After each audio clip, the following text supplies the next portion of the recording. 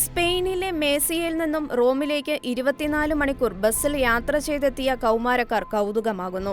സ്പെയിനിലെ യക്ലയിൽ സ്ഥിതി ചെയ്യുന്ന ഉണ്ണീശോയുടെ നാമത്തിലുള്ള ദേവാലയത്തിലെ 50 കുട്ടികളാണ് ഇടവക വികാരി ഫാദർ ആൻസിയോ മോറൽസിനും ഡീക്കൻ ബ്രയാൻ പലാവോയ്ക്കുമൊപ്പം വത്തിക്കാനിലെത്തിയത്.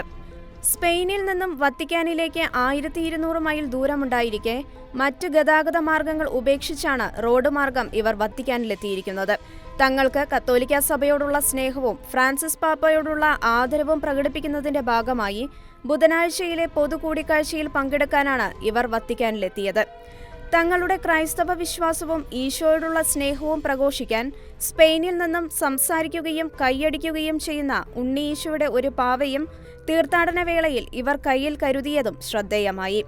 പൊതുകൂടിക്കാഴ്ചയ്ക്ക് ശേഷം പോൾ ആറാമൻ ഹാളിൽ വെച്ച് പാപ്പയെ നേരിൽ കാണാൻ സാധിച്ചത് വലിയ സന്തോഷത്തിന് കാരണമായെന്ന് കുട്ടികൾ പറയുന്നു. പാപ്പ വീൽചെയറിൽ ഓരോരുത്തരെയും സമീപിച്ചത് കുട്ടികളെ ആവേശം കൊള്ളിച്ചു. പ്രസ്തുത തീർത്ഥാടനം തങ്ങൾ എന്നും ഓർക്കുമെന്നും ഒരു പ്രത്യേക അനുഭവമാണ് ഈ യാത്ര തങ്ങൾക്ക് നൽകിയതെന്നും കുട്ടികൾ വ്യക്തമാക്കി. International desk, Shekinah news.